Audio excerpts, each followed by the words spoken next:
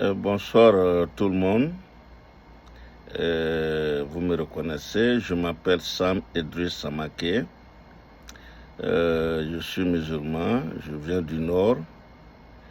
Je suis né au centre-ouest de la Côte d'Ivoire, à Issia. Je suis gbagboïste, je ne suis pas alassaniste, je suis gbagboïste.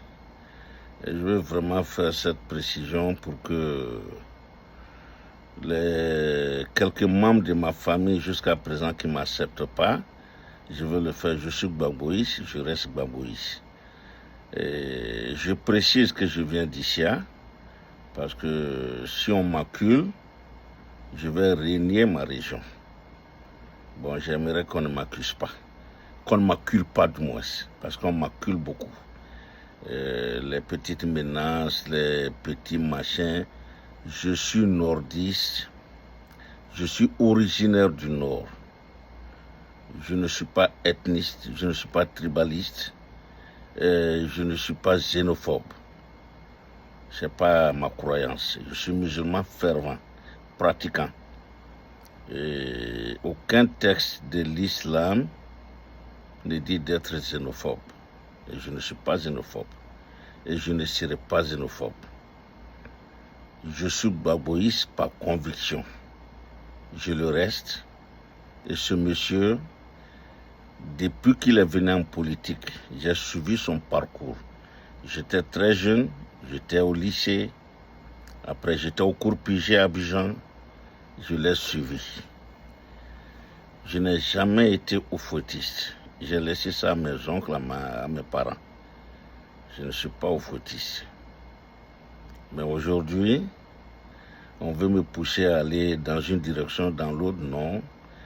Je vais dans la direction qui me semble être la meilleure.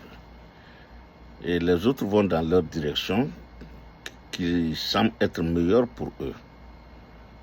Mon fils est ado mouton. Plus ado mouton que mon fils, tu meurs, comme on le dit en Côte d'Ivoire. Il l'est.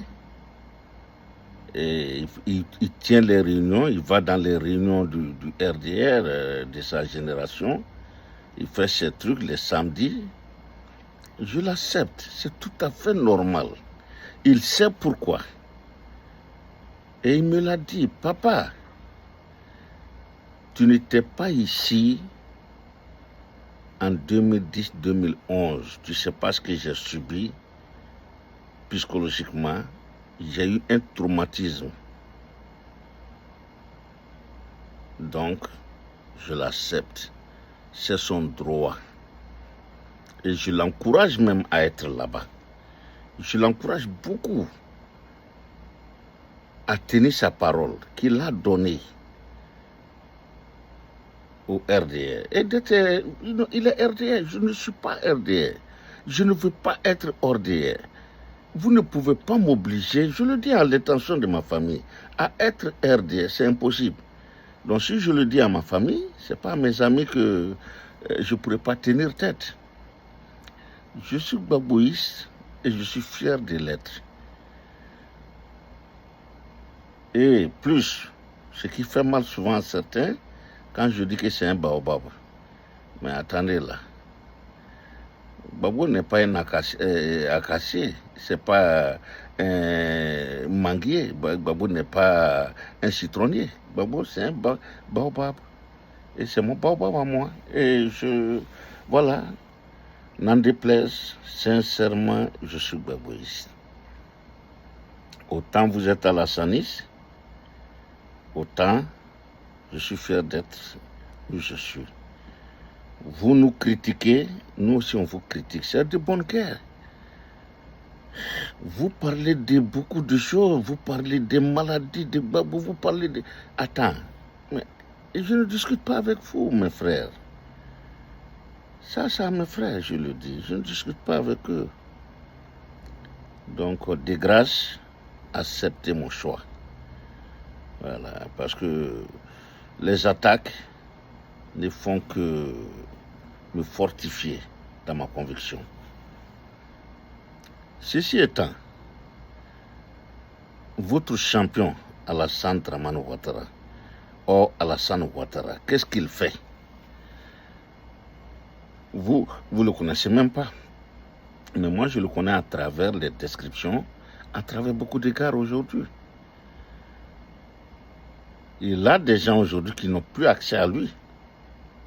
Des gens hier qui étaient dans son entourage close, rapproché. Il ne peut pas aujourd'hui. Alassane n'en fait qu'à sa tête. Alassane n'écoute personne. Et aujourd'hui, il ne sait pas où donner de la tête. Alassane est embrouillé aujourd'hui. Et c'est pourquoi je demande au président Gbagbo et à Tidjane Thiam, à Soro, vous voyez, d'essayer de le joindre. Parce que ce monsieur s'est embourbé aujourd'hui, il ne sait pas comment en sortir. Ça, je vous le dis. Alassane a perdu ce pouvoir en Côte d'Ivoire. Mais comment sortir aujourd'hui? Voilà le problème d'Alassane, voilà le dilemme d'Alassane aujourd'hui. Et regardez le climat politique en Côte d'Ivoire. Ne regardez pas les meetings, ne regardez pas mais regardez le monsieur lui-même. Il ne peut pas faire un mois sans aller en France. Parce que l'entêtement a aggravé aujourd'hui sa maladie. Les docteurs qui le soignent, je sais qu'ils lui ont donné une date. Alassane se sait.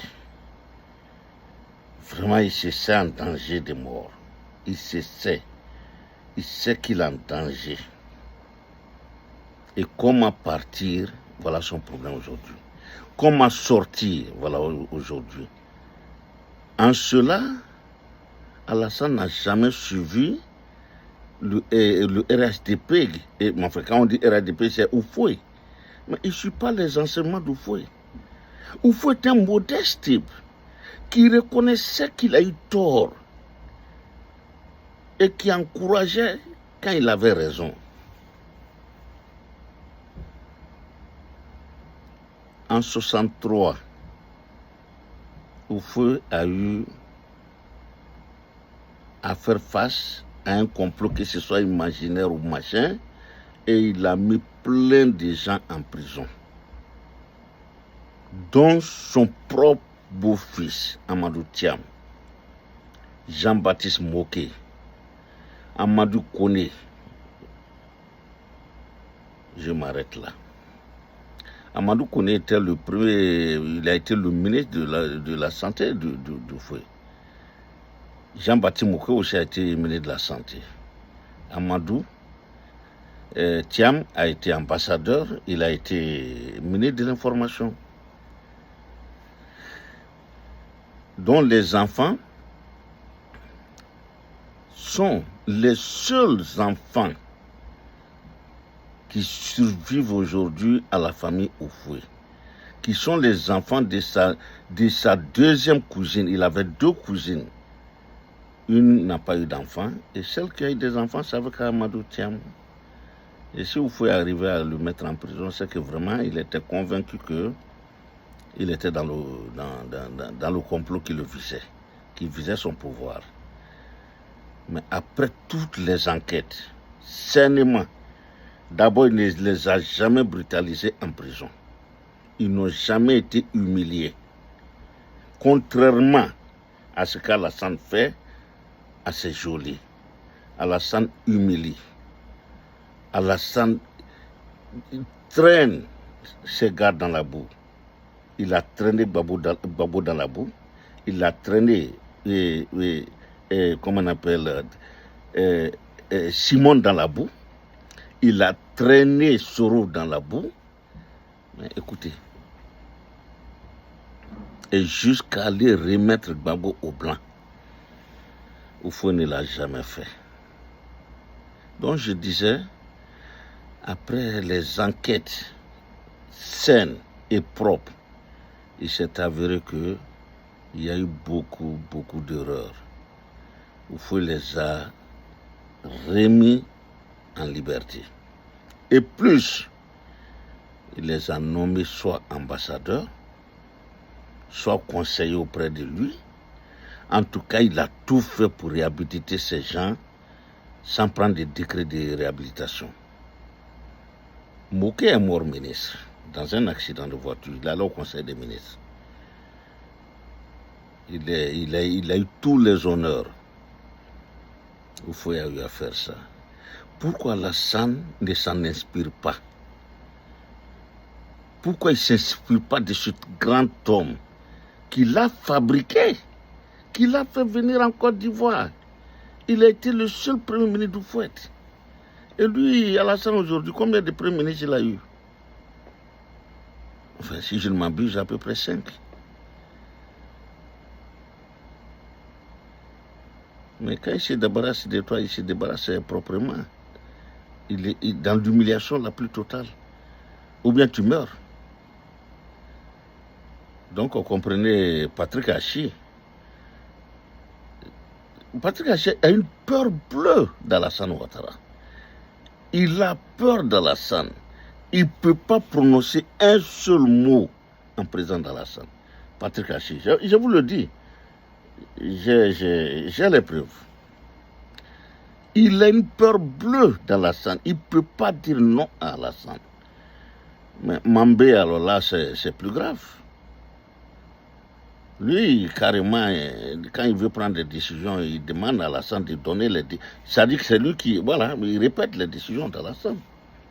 C'est ça, Alassane. Un dictateur sanguinaire, sans cœur, qui effraie tout son entourage. Mais aujourd'hui, qui est pris à son propre piège.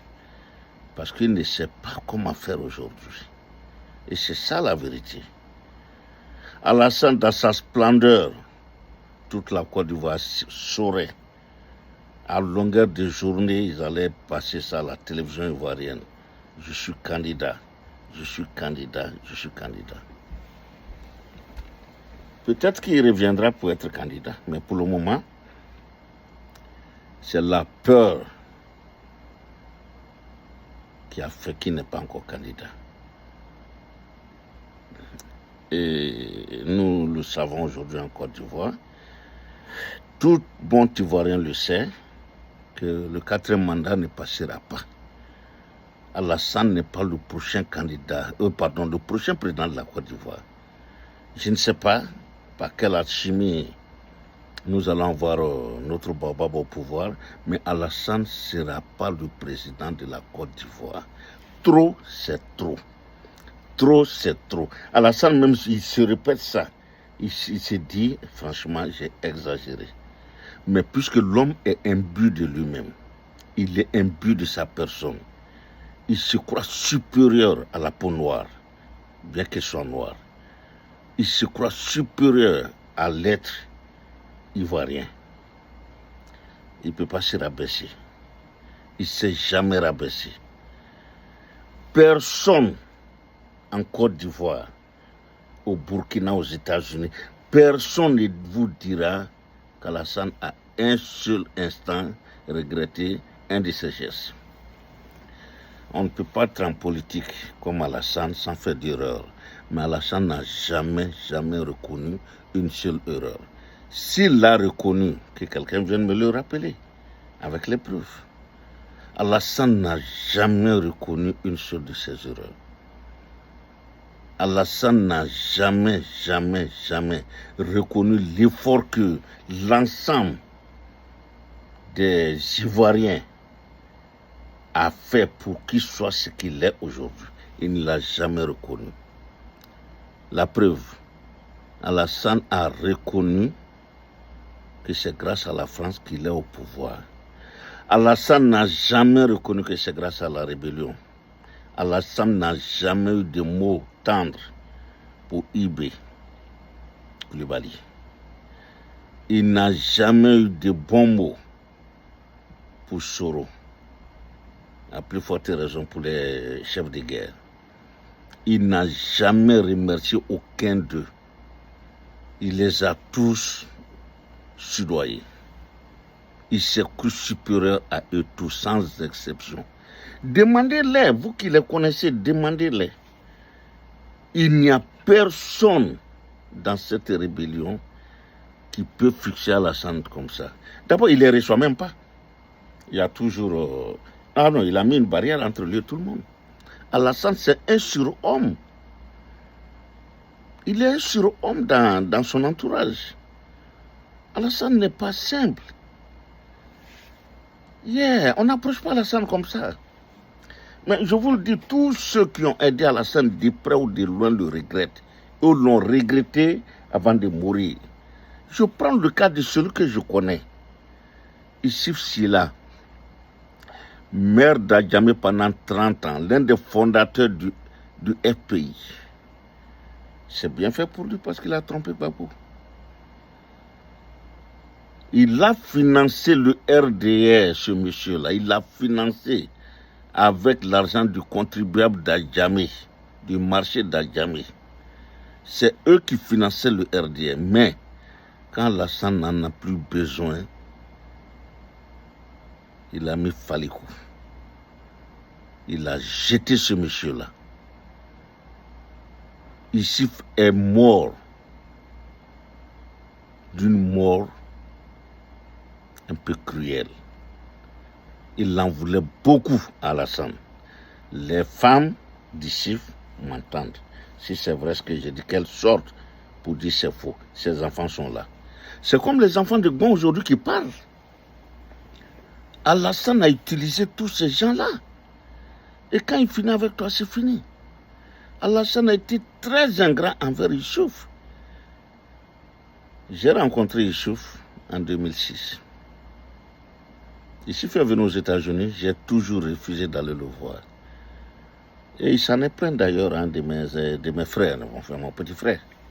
Il s'en est plaint. Pourquoi ton grand frère ne vient jamais me voir quand je viens aux États-Unis? C'est par rapport à notre conversation de 2006. Mais je sais comment il est mort. Dans l'oubli. Si Alassane devait être à l'enterrement d'un de ses gars, enfin, lui pensait qu'Alassane était son ami.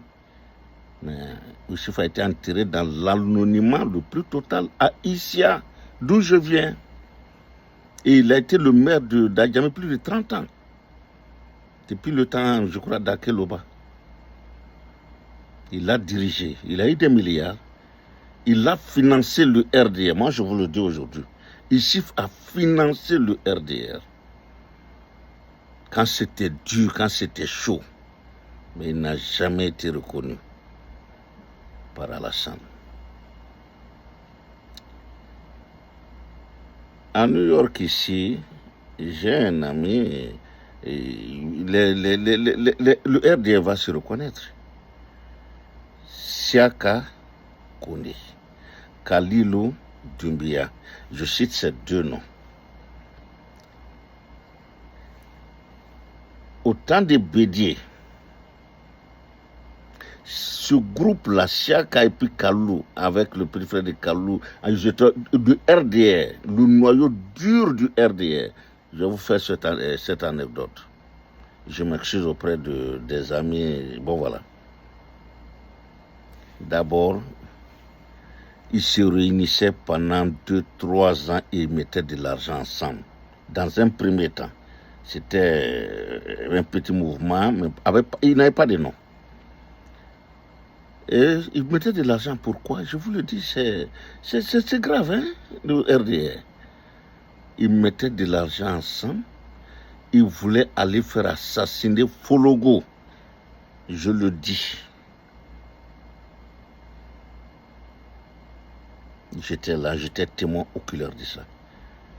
Au temps de Fologo dans sa splendeur, quand Bédier était encore au pouvoir, et quand la candidature d'Alassane a été, bon voilà, Alassane à l'exil, ceux-là ont créé leur mouvement, mettre de l'argent ensemble et chercher quelqu'un.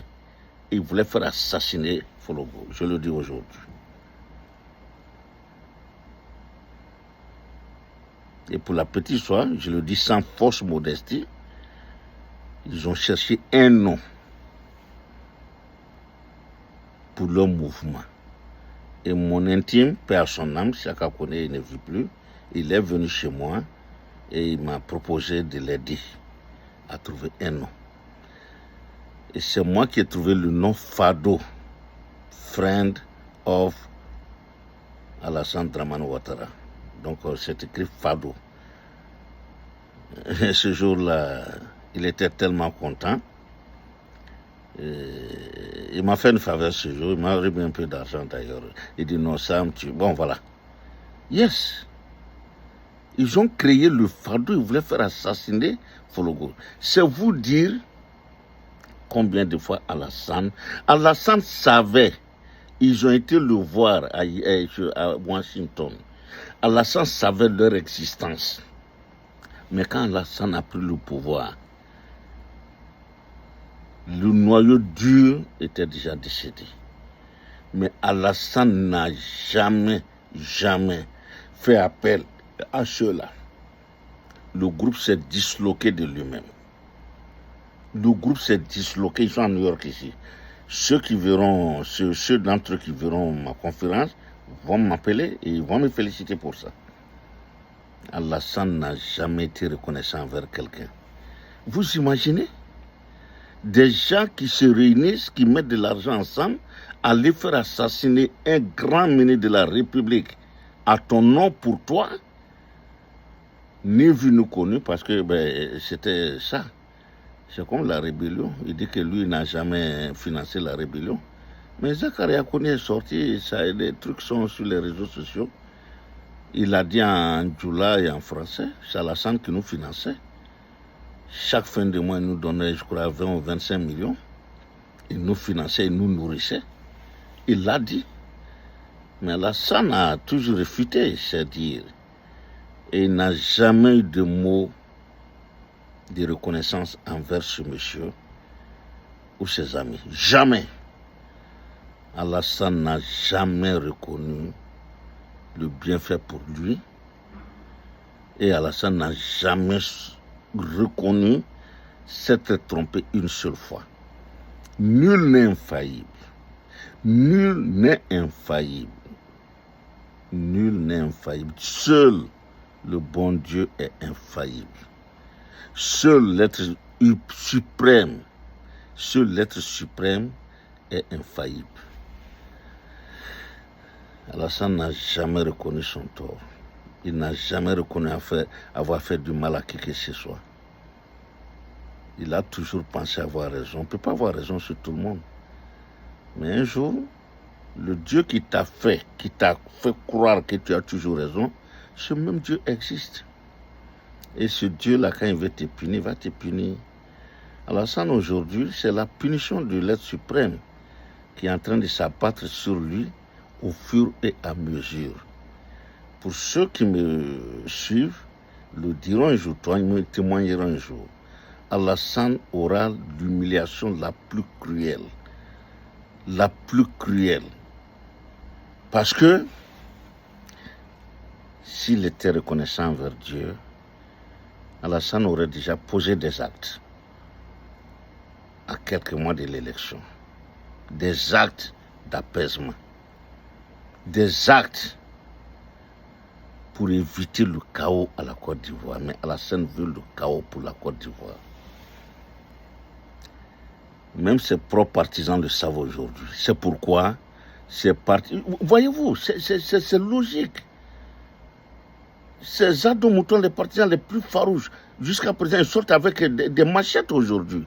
Comme en 2010, comme en 2011. Mais jusqu'à aujourd'hui, ils disent quoi? Ils sortent avec des machettes. Ils sont prêts. Mais ils sont combien?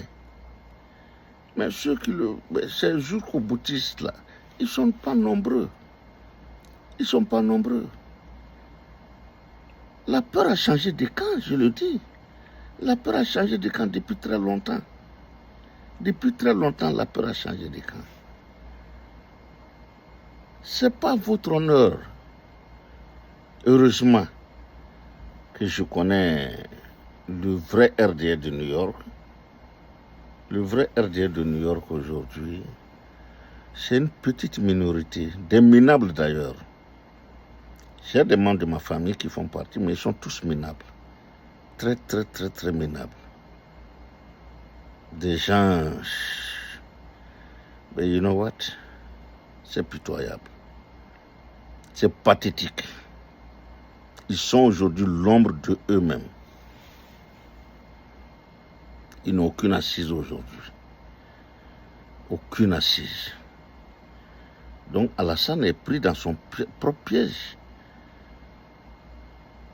C'est un bravo qui est pris à son propre piège. Bravo, bravo, bravo. Mais chaque chose a une fin. Le bravouillard là, ça a une fin. Seul le pouvoir de Dieu n'a pas de fin. Mais le pouvoir que nous te donnons, mais c'est éphémère. Même le pouvoir que l'on se donne, c'est éphémère. Un jour, ça prend fin. Il faut le savoir. Mais regardez la configuration aujourd'hui d'Alassane. La France ne veut plus d'Alassane, tout le monde le sait. Il est matin, midi, soir auprès du minable Macron, mais qui ne pèse pas du tout aujourd'hui en France. Les Français sont pressés que ce minable leur quitte aujourd'hui. Macron est venu, et alhamdoulilah, alléluia. Macron, vraiment, il est venu au pouvoir en France. Ça a été un bien pour les Africains, ça nous a ouvert les yeux. On avait les yeux ouverts, même nos enfants, tels que les Ibrahim Traoré, tels que la Assimi Goïta. Mais ça leur a donné le courage aujourd'hui de prendre les décisions qu'ils ont prises. Ça leur a permis aujourd'hui de dire haut ce que nous pensions tout bas, de parler de souveraineté, d'indépendance réelle. D'indépendance réelle, le Mali parle de ça aujourd'hui. Le Burkina parle de ça aujourd'hui. Le Niger parle d'indépendance réelle aujourd'hui. Et nous les Ivoiriens. Il n'y a pas d'indépendance en Côte d'Ivoire. Avec toutes les richesses que nous avons. Les Alassanistes là, ils parlent de quoi? En 15 ans, tu as fait 3 ponts et quelques routes. 15 ans de pouvoir. Pas une seule usine. Pas un seul hôpital de renom qui peut te soigner, toi, Alassane. Même si c'est une petite clinique, Alassane aurait pu construire ça pour sa seule personne. Quand il va mourir, il ne va pas aller avec. Nous, les Ivoiriens, on aurait pu montrer ça. Voilà la clinique à Alassane Ouattara. Dans les années 70, les évacuations sanitaires des pays alentours qui n'avaient pas de moyens en ce moment, comme le Niger, comme le Burkina, la Haute-Volta, le Burkina, comme le Mali. Même le Togo, Yadema faisait des évacuations sanitaires sur la Côte d'Ivoire. Le CHU de Cocody, ça n'existait pas ailleurs. Ça n'existait nulle part ailleurs. Et des docteurs bien formés. J'en connais quelques-uns. Je suis drépanocytaire. Je vous l'ai déjà dit, je suis drépanocytaire. Alhamdulillah Rabbil Alamin, drépanocytaire ne vit pas aussi longtemps que Dieu m'a permis de vivre. Il y a des cas où un drépanocytaire ne dépasse pas les 41 ans, les 40 ans. Moi, j'ai aujourd'hui 68 ans. Alhamdulillah Rabbil Alamin. Alléluia. Dieu m'a permis. C'est Dieu qui a permis ça. C'est pas moi. C'est pas... Bon, mais disons que Dieu... C'est Dieu toujours parce que Dieu m'a permis de venir aux États-Unis. Si j'étais resté en Afrique... Ah non, depuis qu'Alassane était venu, non, c'était fini là. J'ai été hospitalisé au CHU de Cocody en 1974. Nous ne payions rien, nourris, très bien nourris. Et nous étions opérés par des grands docteurs. Mon docteur traitant s'appelait docteur Roux Constant. Je crois qu'il est professeur Roux Constant maintenant. Et son adjoint était qui? L'un des ministres ivoiriens en devenir. Il n'était pas encore ministre. Il était dirigeant estudiantin comme Soro Guillaume. Alphonse Didier m'a dit, il me connaît, il vient de Saïwa. Il était l'adjoint du docteur Constant. C'est eux qui m'ont opéré au CHU de Cocody. Mais Alassane aurait pu construire un hôpital comme ça, mais il ne l'a pas fait. Ils sont allés faire un petit truc à Benjerville et aujourd'hui, personne ne va là-bas parce que c'est trop cher. C'est trop cher. Madame Dominique a fait un truc où les Ivoiriens ne vont pas. Je vous le dis, les Ivoiriens ne vont pas parce que c'est trop cher. Parce que ce couple-là s'est enrichi et continue de s'enrichir sur le dos des Ivoiriens par tous les moyens. C'est pas normal. C'est pas normal. Trop, c'est trop. Vous nous avez acculés. On a le dos au mur aujourd'hui. On doit parler. Et aujourd'hui, je le fais pour mes frères encore. Si je rentre en Côte d'Ivoire aujourd'hui, c'est eux-mêmes qui vont aller voir Alassane pour dire qu'il est là et puis indiquer où je suis. Ça, c'est sûr et certain. Mais vous n'aurez pas ce plaisir parce que moi, je suis américain. J'ai la double nationalité. Et au temps d'Alassane, je ne rentre là-bas qu'avec le passeport américain. Et avant de partir, je vous le dis, j'avertis le département d'État, qui est le ministère des Affaires étrangères. Ma fille les avertit, mon père doit partir. Et ils donnent leur consentement et je viens. Et l'ambassade est à l'aéroport pour m'attendre. Donc Alassane ne peut rien, je vous le dis. J'ai cette chance, alhamdoulilah, alléluia. Dieu m'a donné cette chance, mais il y a combien d'Ivoiriens qui ont cette chance? Des gars qui disent qu'ils ne sont pas contents, Alassane est en train de les mettre en prison. Envoyer l'avion spécial en Mauritanie, aller prendre un jeune qui te désapprouve. C'est honteux. C'est honteux. Et l'autre jour, ils ont mis un Béninois dans l'avion pour le Bénin. C'est honteux. Et là, c'est ce qui me révolte. Et tout ça, ça me révolte. Ça, c'est la dictature sanguinaire. C'est une dictature pure et simple. Il n'y a pas d'autre nom. Et vous voulez que les gens se taisent? Tu ne poses pas d'actes pour que les gens se taisent. Tu ne poses pas d'actes de réconciliation, d'apaisement. Mais tous les jours, tu ne fais que poser des actes ignobles. Et je l'ai dit dans une de mes conférences que j'ai peur pour le président Gbagbo. Et ça, je vous le dis en toute sincérité. Parce que Alassane est un assassin sanguinaire qui s'en fout. Si Alassane a pu tuer Gon Coulibaly, s'il a pu faire disparaître Ahmed Bagayogo, il n'y a personne qu'Alassane va laisser. Alassane est de la trempe ou bien, je ne sais pas comment ça se dit, the same thing like Blaise Compaoré. Il est de la trempe de Blaise Compaoré. C'est pourquoi qu'ils s'assemblent se ressemblent. Et c'est pourquoi Blaise Compaoré. Sinon, Blaise Compaoré, il l'a fait assassiner son frère. Et là, ils étaient des frères. Matin, midi, soir, il était chez les parents de Thomas Sankara. Et il a fait tuer ce monsieur avec 12 de ses compagnons. Et il n'a jamais... Mais quand ils ont appris la mort à la mère de Sankara, sa mère, elle a dit quoi? Sa première question, et Blaise? Ils ont dit non, Blaise est là. Et d'ailleurs, c'est Blaise qui l'a fait. Elle dit, mais il n'y a pas de problème. C'est deux frères. Donc, j'attends Blaise à la maison.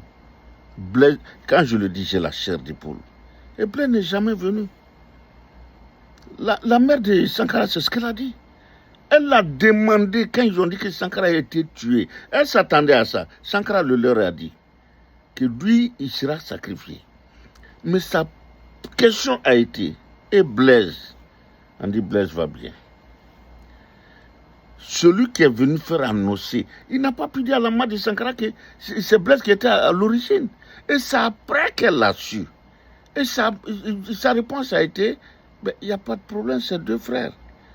Et nous attendons Blaise à la maison. Blaise n'est jamais venu. C'est un sanguinaire Blaise. Dans la scène de la même trempe.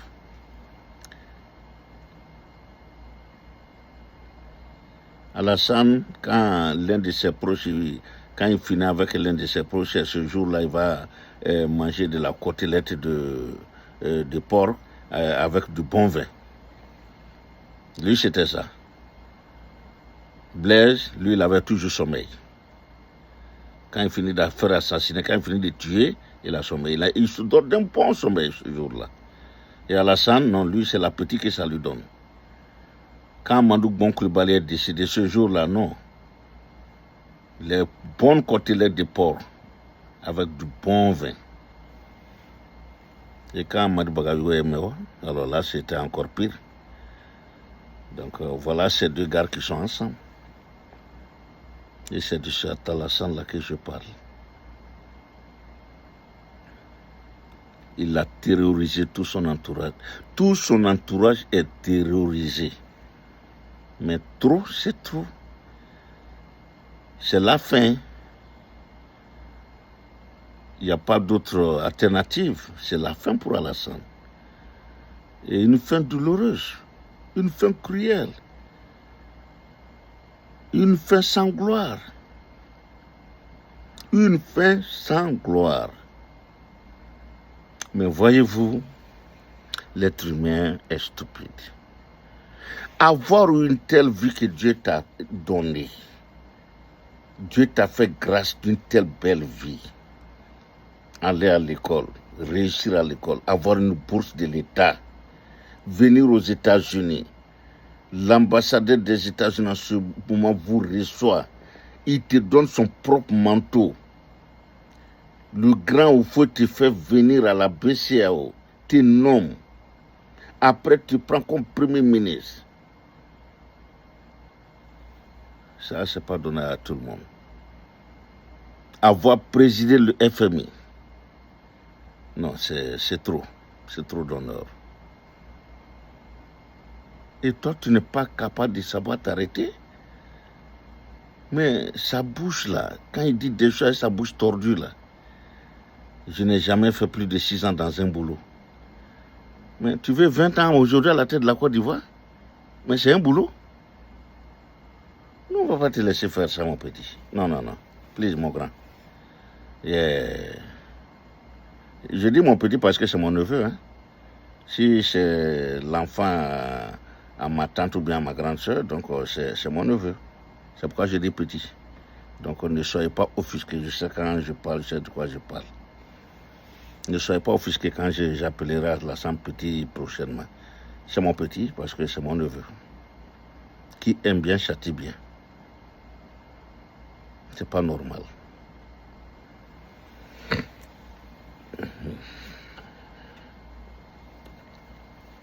C'est pas normal.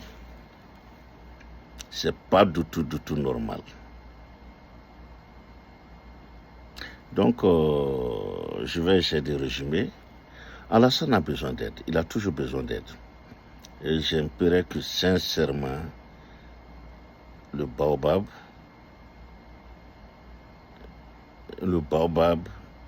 avec ses autres frères, Tidiane, son petit Soro, parce que Soro aussi c'est son fils, Babo, Soro, et les autres, qu'il essaie de voir ce qu'ils peuvent faire pour éviter à la Côte d'Ivoire. Moi, je le dis parce que si Babo a eu à prendre des décisions pour inscrire Alassane sur la liste électorale, faire de lui un candidat et puis machin, je pense qu'aujourd'hui, ils peuvent se faire violence pour aller le voir, essayer de le rencontrer, et essayer. Moi, je veux que nos dirigeants, ils essaient de le rencontrer et de chercher un terrain d'entente. Je crois que ce monsieur-là, il a besoin de ça. Il a besoin d'aide contre son progrès, parce qu'il est très imbu de sa personne.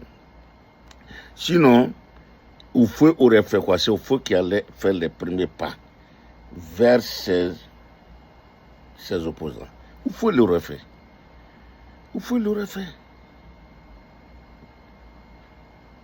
Voyez-vous, Oufou était trop humble.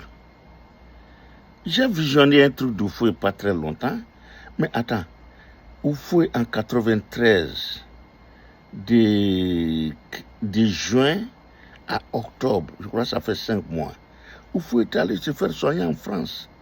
Mais quand il est arrivé, il a remercié la nation ivoirienne, il a remercié les militaires ivoiriens, les ministres, les chefs, il les a dit quoi? C'est une denrée rare.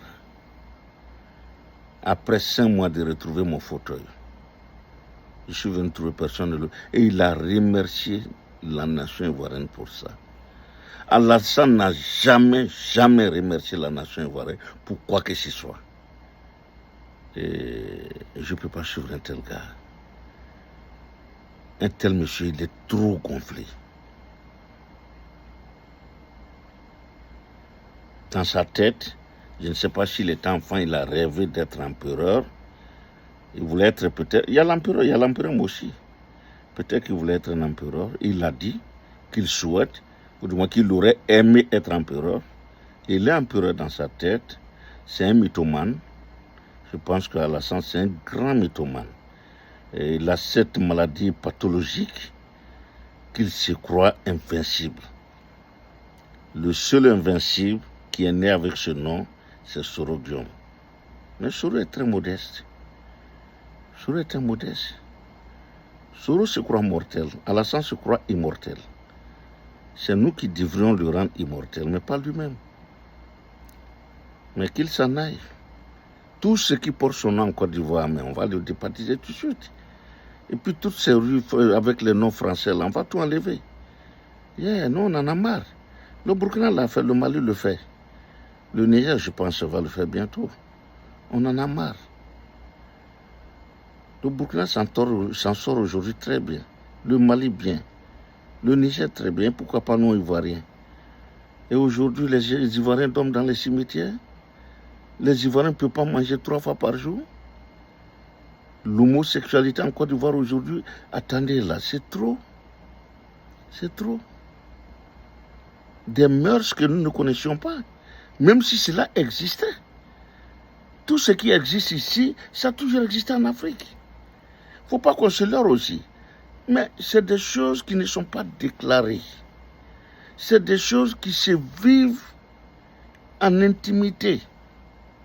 Mais aujourd'hui, on les appelle Woody aujourd'hui, ou Woubi ou bien quoi. Mais ils sont heureux aujourd'hui. Et Alassane les a reconnus. Et n'eût été la peur qui les anime, mais ils vont manifester comme aux États-Unis. Non, pas quand même, c'est trop ça. Non, Alassane, sincèrement, si tu t'en ailles, la Côte d'Ivoire va s'en trouver mieux. Se sentira mieux sans toi.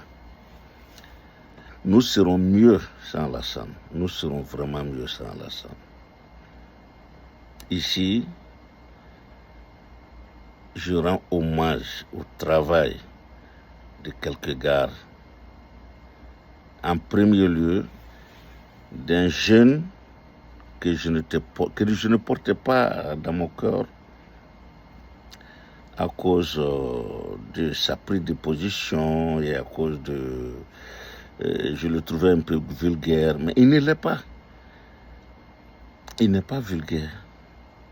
Il est un vrai gars, un vrai bêté, et puis une vraie personne qui dit ce qu'il ressent, qui est très honnête.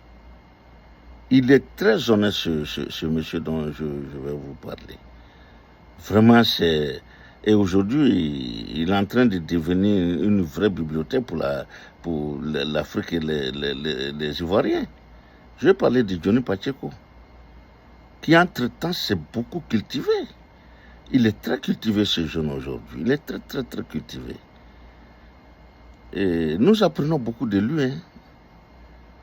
On apprend beaucoup de lui. Il n'est pas excessif. Il a la fougue de sa jeunesse. Il s'exprime comme un jeune de son temps. Il s'exprime comme Soro s'est exprimé à sa manière dans la rébellion de son temps. Donc c'est tout à fait normal. Il a mis beaucoup de l'eau dans son vin, dans son yamakoye, dans son tchapalo. Et vraiment, c'est un monsieur que j'apprécie beaucoup. Et je veux que les gens l'écoutent. Il est très, très, très bien, Johnny Pacheco. Il dit beaucoup, beaucoup de belles choses.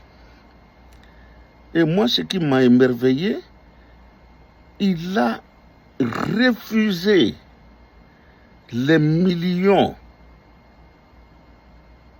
du clan Alassane. Il a préféré sa liberté. Tout le monde se trompe. Je pense que je ne crois pas qu'il s'est trompé d'ailleurs, parce que je sais que Amadou Bon Coulibaly a eu les mots pour le convaincre. Je pense très bien. Si Amadou, c'est pourquoi je pense qu'Amadou a été assassiné. Parce qu'il était bien ce monsieur. Et tous ceux qui l'ont connu dans l'adversité le disent. Donc Johnny, sincèrement, bon travail. Il ne me connaît pas, je ne le connais pas, mais je l'apprécie beaucoup. Et ensuite, Franklin Nyamsi, qui est comme Johnny, c'est mes doyens dans ce truc-là, c'est les doyens à moi, c'est des jeunes, mais c'est des gars qui sont très très très bien. Nyamsi, lui, je ne sais pas ce qu'il fait en France encore, parce que l'Amérique a besoin de lui. L'Amérique a besoin de lui. Sincèrement, qu'il fasse sa demande, il vient, et puis bon, voilà. Toutes les portes seront ouvertes aux États-Unis. Je vous le dis. Les États-Unis aiment des têtes comme lui. Et j'aime beaucoup le jeune de Paris, Soulé. Soulé de Paris, je l'apprécie beaucoup. Il a sa fougue, il a sa jeunesse. Et voilà, il m'inspire beaucoup, ces trois jeunes gens. Il m'inspire beaucoup. Et je leur souhaite beaucoup, beaucoup, beaucoup de chance encore. Ils ont la chance et je leur en souhaite encore plein d'années devant eux. Je le souhaite en toute sincérité. Donc, ceci étant, Alassane est dans un piège aujourd'hui qu'il s'est créé lui-même. Il est pris dans son propre piège. Il ne sait pas ce qu'il va faire. Bon, nous ne savons pas ce que demain sera fait. Nous ne savons pas qu'est-ce que l'avenir nous réserve en Afrique, en Côte d'Ivoire. Et j'espère, en toute sincérité, j'espère qu'il y aurait beaucoup plus de peur que de mal et de malheur. Beaucoup plus de peur. Je souhaite en toute sincérité que les Français ou bien les Blancs qui rencontrent Alassane, les candidates, s'ils ont la possibilité, je pense qu'ils peuvent parler à Alassane, de faire en sorte que de ne pas briser encore la Côte d'Ivoire avant de partir, et de faire de baisser la tension, de faire baisser la tension. Ses partisans, qu'ils pensent à ses partisans aussi. Franchement, je le souhaite. Je le souhaite. Donc, pour ceux que j'ai eu à offenser d'une manière ou d'une autre, je m'en excuse en toute sincérité. Et abonnez-vous massivement, faites partager, et beaucoup de cœur. Et voilà, je vous souhaite une très belle fin de journée de lundi et je vous souhaite une très très bonne semaine. Voilà, merci à tous. Salam alaikum, shalom.